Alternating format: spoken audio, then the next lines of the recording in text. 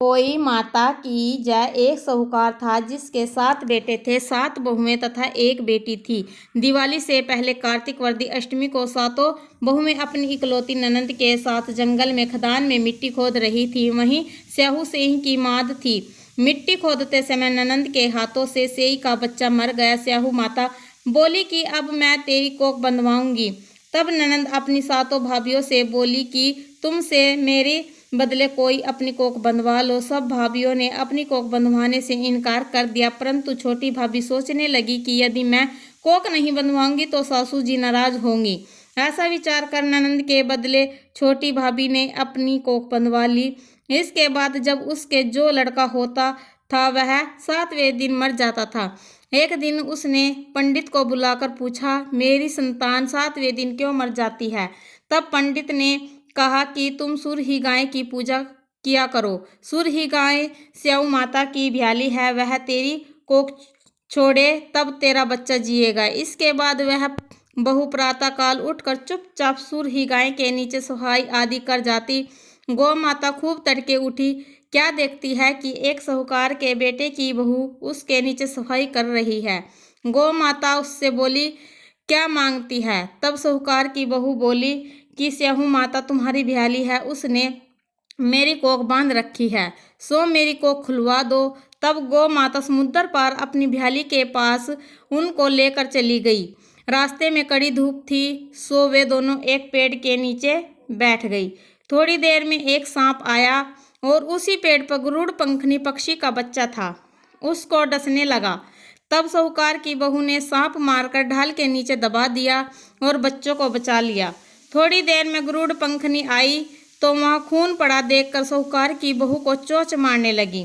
तब साहूकार की बहू बोली कि मैंने तेरे बच्चों को मारा नहीं, बल्कि सांप से तेरे बच्चों को बचाया है।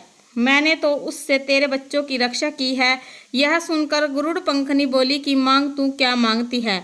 वह बोली, 7 समुंदर पार स्याऊ माता रहती है, मुझे उनके पास पहुंचा दे। तब गरुड़ पंखनी ने दोनों को अपनी पीठ पर बैठाकर स्याऊ माता के पास पहुंचा दिया। स्याऊ माता उन्हें देखकर बोली कि आप बहन बहुत दिनों में आई।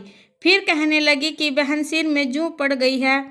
तब सुरही के कहने पर साहूकार की बहू ने सिलाई से उसकी जुएं निकाल दी। इस पर स्याऊ माता प्रसन्न होकर बोली कि तूने मेरे सिर में बहुत सिलाई करी है, इसीलिए तेरे 7 बेटे और 7 बहू होगी।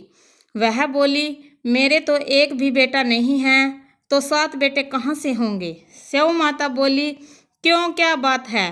तब वह बोली, मुझे वचन दे तो बताऊं।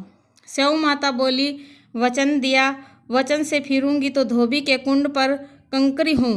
तब साहूकार की बहू बोली, मेरी कोख तो तुम्हारे पास बंद पड़ी है। यह सुन स्याऊ माता बोली कि तूने मुझे बहुत ठग लिया। मैं तेरी कोख खोलती तो नहीं, परंतु अब खोलनी पड़ेगी। जा, तेरे घर तुझे 7 बेटे 7 बहुएं मिलेंगी। तू जाकर उजमन करियो, 7 होई बनाई कर 7 कढ़ाई करियो।